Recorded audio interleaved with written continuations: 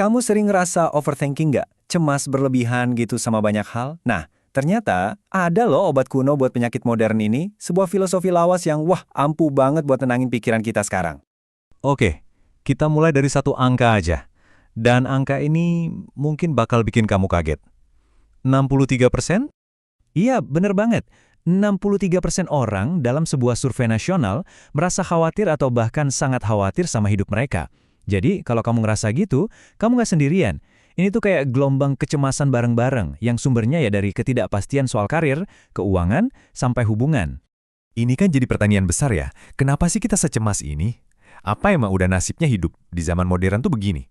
Atau jangan-jangan ada semacam sistem operasi buat pikiran kita yang bisa bantu kita jalanin hidup ini dengan lebih adem?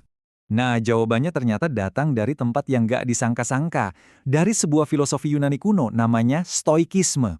Dan di Indonesia, ini jadi populer banget berkat buku mega bestsellernya Henry Manampiring, Filosofi Teras. Dan dampaknya tuh nyata banget. Kata Henry Manampiring sendiri soal pembacanya, mereka bilang mereka dulu sering cemas, khawatir, itu terbantu sesudah mempraktikkan konsep-konsep di buku ini. Gila kan? Ini beneran ngebantu orang ngadepin stres sehari-hari. Bahkan di kasus-kasus ekstrim, ada yang ngerasa keseret balik dari jurang keputusasaan. Oke, kita bedah intinya yuk. Sebenarnya seluruh filosofi ini tuh mengerucut ke satu ide yang sederhana, tapi super duper kuat. Namanya dikotomi kendali. Dan ini bisa benar-benar ngubah cara kamu mandang setiap masalah. Jadi apa sih dikotomi kendali itu? Gampangnya gini, ini adalah praktek buat misahin mana yang bisa kita kontrol dan mana yang nggak bisa. Udah, itu aja. Dan energinya kita fokusin hanya ke hal-hal yang bisa kita kontrol. Lihat deh perbandingannya, yang benar-benar di bawah kendali kita itu cuma 3. Pikiran kita, tindakan kita, dan perkataan kita. Sisanya, hal-hal yang justru bikin kita paling cemas, reputasi, kekayaan, kesehatan, apa yang orang lain lakuin, itu semua di luar kendali kita. Jomplang langat kan? Nah, sekarang gimana cara pakainya di kehidupan nyata? Kan teori doang nggak cukup ya? Oke, kita coba terapin prinsip ini ke sesuatu yang sering banget bikin pusing. Uang. Jadi pendiri filosofi ini, yang namanya Zeno, dia itu bukan filsuf yang cuma duduk-duduk di Menara Gading. Dia itu seorang pedagang kaya, seorang pebisnis. Dan suatu hari, pas lagi dalam perjalanan dagang, kapalnya karam. Tenggelam. Coba bayangin, dalam sekejap, semua hartanya ludes. Sesuatu yang dia pikir ada di bawah kendalinya, hilang gitu aja. Tapi dengerin deh apa kata dia setelah itu. Perjalanan saya yang paling makmur dimulai saat saya karam. Wah, ini nunjukin pergeseran perspektif yang luar biasa. Justru pas dia kehilangan hartanya, yang di luar kendali dia malah nemuin sesuatu yang jauh lebih berharga yang sepenuhnya ada dalam kendalinya, yaitu kebijaksanaan. Dan pola pikir kayak Zeno tadi berlaku banget buat kecemasan kita sehari-hari. Soal karir, kita mikir, kalau kerja keras pasti aman. Kenyataannya, perusahaan bisa dijual, industri bisa berubah total. Soal hubungan, kalau aku jadi pasangan yang baik, dia pasti nggak akan pergi. Padahal, kita nggak bisa ngontrol perasaan orang lain. Soal kesehatan juga sama. Kita sering banget hidup dalam ilusi seakan-akan kita punya kendali penuh.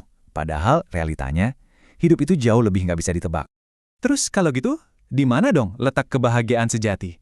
Kalau bukan di kekayaan, karir yang bagus, atau hubungan yang sempurna, lalu di mana? Nah, menurut kaum Stoa, kebahagiaan sejati itu cuma bisa datang dari hal-hal yang sepenuhnya di bawah kendali kita. Artinya apa? Artinya bahagia itu bukan pencapaian, tapi pilihan. Pilihan soal karakter kita sendiri.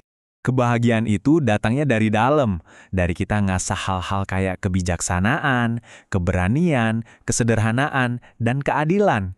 Kenapa? Karena kualitas-kualitas ini nggak ada satu orang pun di dunia yang bisa ngerebutnya dari kamu, apapun yang terjadi di luar sana. Kita lihat contoh yang keren banget dari Indonesia. Contoh nyata dari ide ini dalam praktek. Kita lihat kisah Bung Hatta. Bung Hatta, salah satu bapak pendiri bangsa kita, itu pengen banget punya sepatu merek Belly. Tapi gajinya nggak pernah cukup. Sampai-sampai iklan koran sepatu itu dia simpan seumur hidupnya. Padahal beliau punya kekuasaan dan pengaruh yang luar biasa besar loh. Padahal gampang banget kan buat beliau dapatin sepatu itu dengan cara yang nggak benar ya. Tapi beliau nggak mau. Beliau lebih milih integritasnya, sesuatu yang sepenuhnya bisa dia kontrol. Seperti kata Henry Manampiring, dari perspektif stoicisme, inilah orang paling bahagia. Karena sampai akhir hayatnya, integritas dia tidak dia kompromikan. Inilah kebahagiaan versi Stoa. Nah, sebagai penutup, Coba deh kita renungin bareng-bareng. Apa sih satu hal yang lagi kamu khawatirin banget sekarang, tapi sebenarnya itu ada di luar kendali kamu? Dan bisakah kamu memilih untuk melepaskannya hari ini supaya bisa dapat ketenangan yang sedikit lebih banyak?